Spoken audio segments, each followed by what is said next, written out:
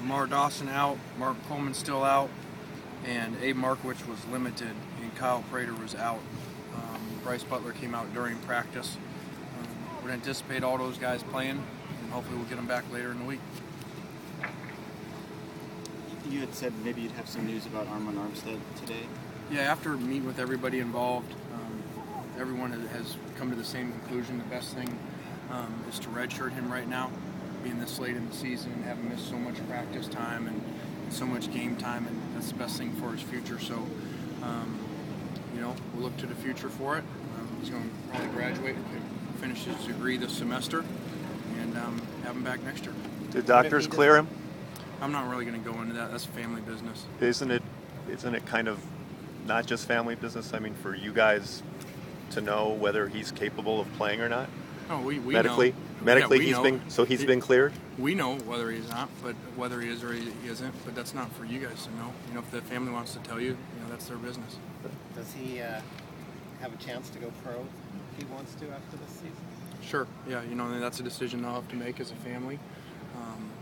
He's definitely a great player, and so I'm sure he'll look at that. He's going to get his degree here and then figure out whether he wants to come back here for another year or whether he wants to go on to the next level. Do you expect him to be back? I hope he's back. We lose a lot of guys. It'd be great to have him back, to help our front. How did you feel the first practice went getting ready for ASU? Are you happy with the tempo and where everything's at? Well, I think our Tuesdays are a little rough. We're still getting used to the schedule and staff, players, everybody. And so I think Wednesdays are more used to it. I think it's harder for them to get used to it, force themselves to go to bed on Monday nights because they're not as tired. Will Armstead be out practicing? I think at times he will. We're still talking about exactly what we're going to do inside versus outside with him and stuff. And so I think he'll be out here at times. How did Marcus Martin grade out in his first start? Yeah, Marcus, as you would expect, did some good things. Made some rookie mistakes, and we just got to keep plugging away in there with him. He's got a lot of potential and did some really good things, and we're excited about him. How do you feel about the left guard position as a whole going into this week, as far as who you want to play there? Well, we feel good that Marcus is continuing to develop, get another game under his belt, continue to improve. Abe didn't really do much today. Jeremy was backing up at right tackle, so that's about it. You mentioned Sunday that Devon Kennard was playing really well, just hadn't had the numbers to show for it. How overall has that transition gone for him, and what does he need to do to kind of have that breakthrough? Yeah, the transition of Devon has gone great. He's played really well. He's been very close to, there's been a couple holding penalties where he's going to have a sack. Another time the guy slipped out of his hands. He's rushing really well and playing really hard.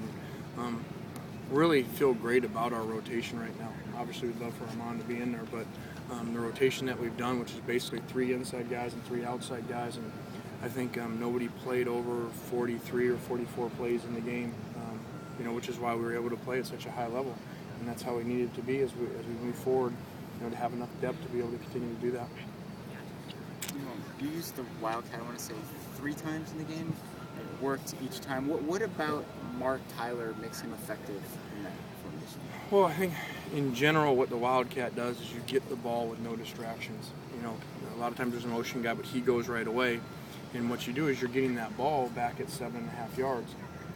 Normally, as you get a run play, you're already moving to line of scrimmage. You're getting the ball about 4 to 5 yards, and the quarterback's handing it to you, so your vision isn't the same. And so it's really kind of the basis of why it's so successful, and it helps guys. And so there's times when, we don't block things perfect, but Mark's able to see it early enough and be able to cut back or bounce the plays as he has done over the last 2 years. I want to say, I think it's been 100% over 2 years in short yardage. Can you tell Mark says he'd much rather run from the Wildcat? I mean, is it that obvious? Well, I think so. Like I said, you just get to see, if you think about it in a real common sense way, you get the ball back here and I have the ball and there's nobody in front of me and I can see everything, as opposed to having to use footwork, take a handoff from the quarterback and now see everything, 1 to 2 seconds later. It's really, I think, why people have turned to the pistol too, for the same reason. That's kind of the middle part of it. He's not getting as deep, but he's getting earlier than a normal handoff. Some guys mentioned that you were having service team guys do a little hitting after the whistle just to sort of prepare for that. Is that something you've done in the past? Yeah, we did that last year in preparation for Hawaii. we just want to make sure that we do a great job with our composure and not get into a personal foul type of game, regardless of what the opponent's doing. And so we're just trying to practice exactly how it happens in games. Do you feel good about the team's discipline generally, in regard to that type of stuff? We can definitely improve.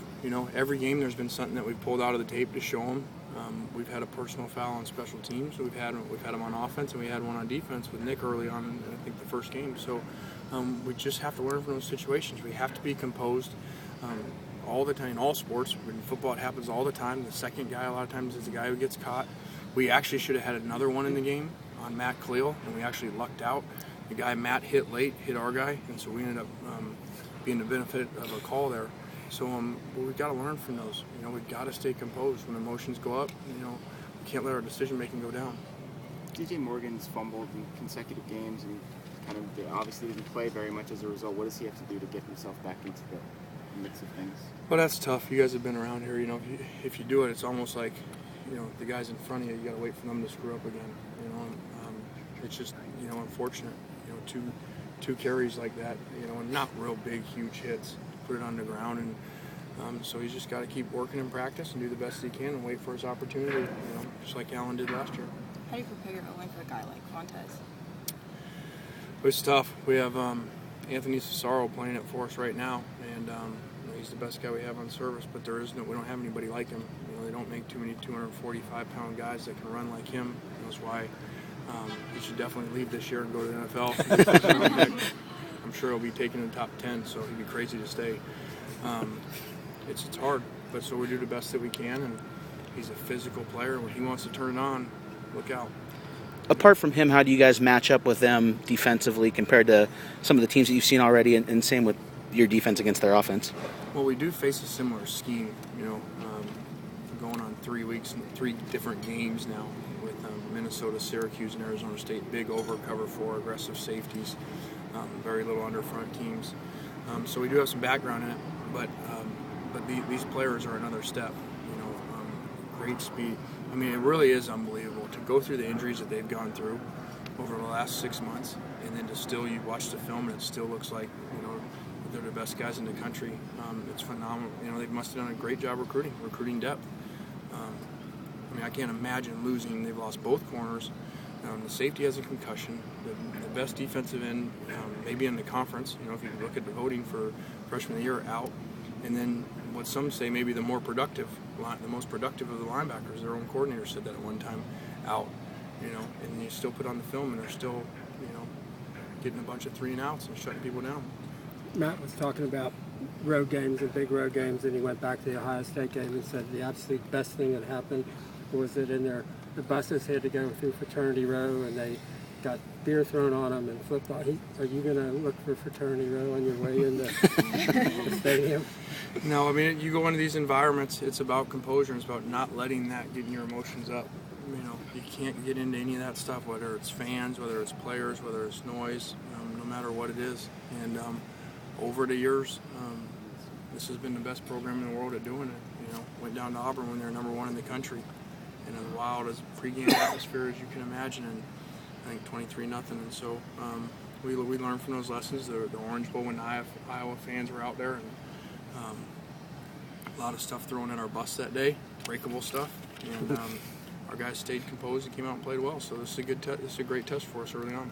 Arizona State came out with the double pass to start last year's game, and Utah and Syracuse have gone in the bag of tricks the last 2 weeks. As an offensive coach, what goes into the thought process about when to break out those sorts of trick plays? Well, there's always risk in them, and so it's just, you got to weigh the risk versus reward. And a lot of times you see things on film while you think they'll work, and then you copy from people. Syracuse, I'm sure, copied that from Arizona State because it's basically the same exact play that Syracuse threw for a touchdown that Arizona State threw the first play last year. And so you go back to the year before and watch the film. It's unfortunate because just for our defense, at the beginning of the camp, we ran that play just knowing that someone was going to copy it. And Carswell completed it, against our defense, so we didn't learn from it. And unfortunately, it's been torn both times. So we got to learn from those mistakes and know those situations when we're in those fringe areas like that people are going to take shots. And are you excited to see how your guys do this week? Excited about this game? I am, because it's a really big test. The best team we played, number 1, then number 2 to do it on the road, in a place that's going to be excited. I don't think that lost it anything, because I'm sure.